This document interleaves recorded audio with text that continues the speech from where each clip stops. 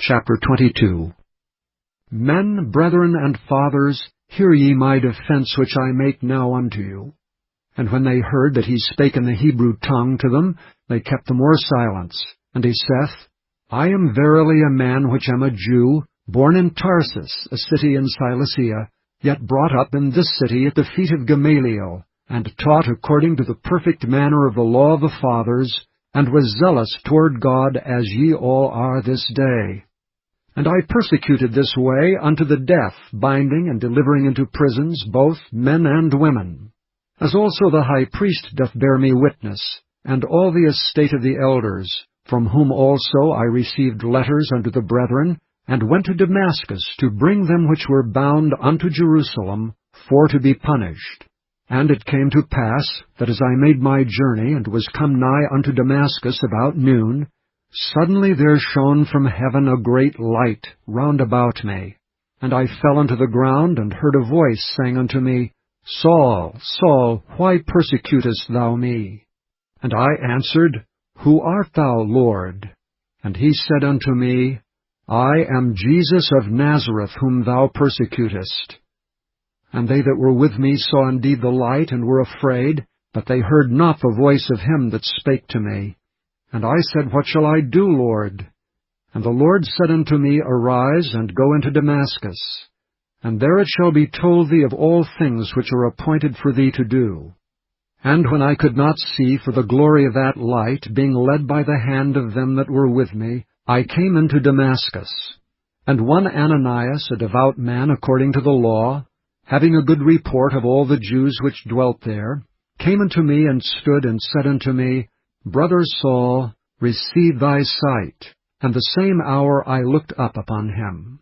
And he said, The God of our fathers hath chosen thee, that thou shouldst know his will, and see that just one, and shouldst hear the voice of his mouth.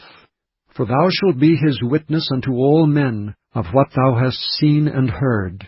And now why tarriest thou? Arise and be baptized, and wash away thy sins, calling on the name of the Lord. And it came to pass that when I was come again to Jerusalem, even while I prayed in the temple, I was in a trance, and saw him saying unto me, Make haste, and get thee quickly out of Jerusalem, for they will not receive thy testimony concerning me.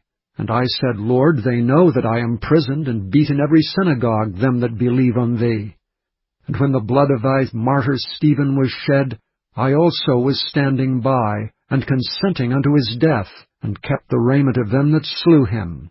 And he said unto me, Depart, for I will send thee far hence unto the Gentiles.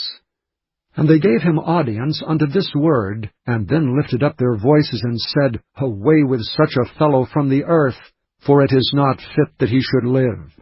And as they cried out and cast off their clothes and threw dust into the air, the chief captain commanded him to be brought into the castle, and bade that he should be examined by scourging, that he might know wherefore they cried so against him.